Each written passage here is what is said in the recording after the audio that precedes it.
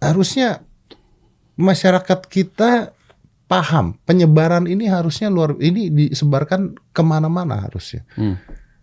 Tapi kan ketika mereka ke dokter-dokter tertentu, mereka akan lebih percaya dengan obat-obatan gitu. Diabetes saja, orang diabetes ada tipe 1, ada tipe 2. Oke. Tipe campuran. Ada tipe campuran, ada tiga campuran. Nah, tadi yang dokter bilang, olahraga, makanan dan semuanya itu kan preventif. Bisa preventif, bisa juga kalau orang yang sudah sakit diabetes, saya selalu mengatakan ini wajib hukumnya. Wajib hukumnya kalau mau sembuh. Ya, jadi kita ini makin menarik ngomongin masalah diabetes dan cara penanganannya. Diabetes tuh saya selalu menganalogikan perampok. Hipertensi perampok lebih jahat daripada cancer. Karena yang dirampok langsung darah dan pembuluh darah. Bagian terkecil tubuh adalah sel. Sel butuh makanan. Makanan sel apa? H2O, air, asam amino dari protein, asam lemak, dan oksigen. Yang bawa siapa? Darah. Darah sebagai media transportasi. Ada mobil, ada jalannya.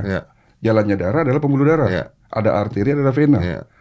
Ya, di saat kita makan, ya, yang dibutuhkan sel itu ditransportasi ke dalam sel lewat darah dan pembuluh darah yang begitu panjang, Mas. Betul. Mas Dedi tahu nggak panjangnya pembuluh darah kita berapa? Wah, itu panjang banget. Saya nggak tahu jelasnya, tapi 2 saya tahu. kali lingkar bumi. Nah, iya betul. Itu sama kayak. Sementara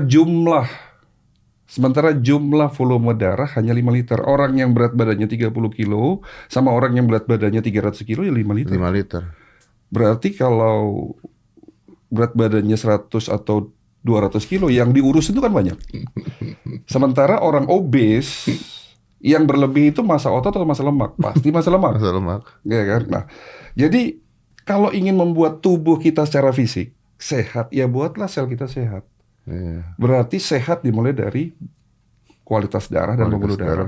Masalahnya orang zaman sekarang darah dan pembuluh darahnya itu teroksidasi dengan lifestyle yang nggak bagus.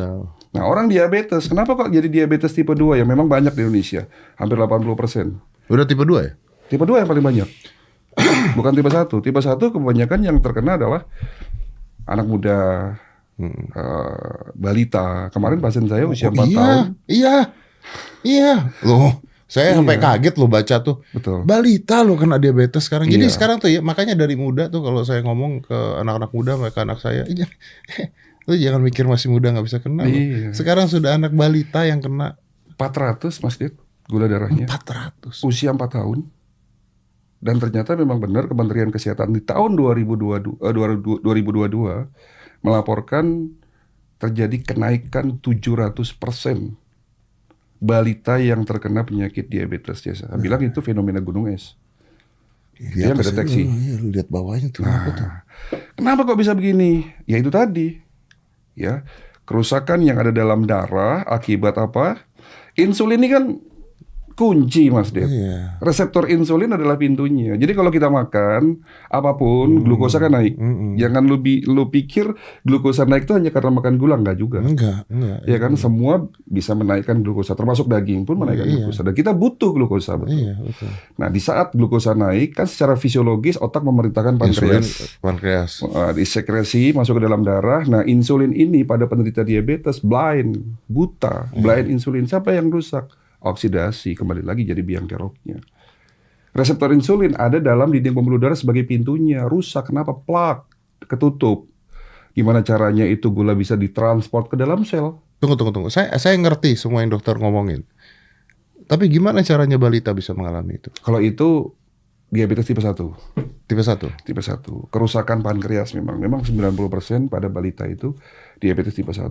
Infeksi di pankreas, tumor di pankreas, rusaknya pankreas juga karena oksidasi secara langsung. Dari mana?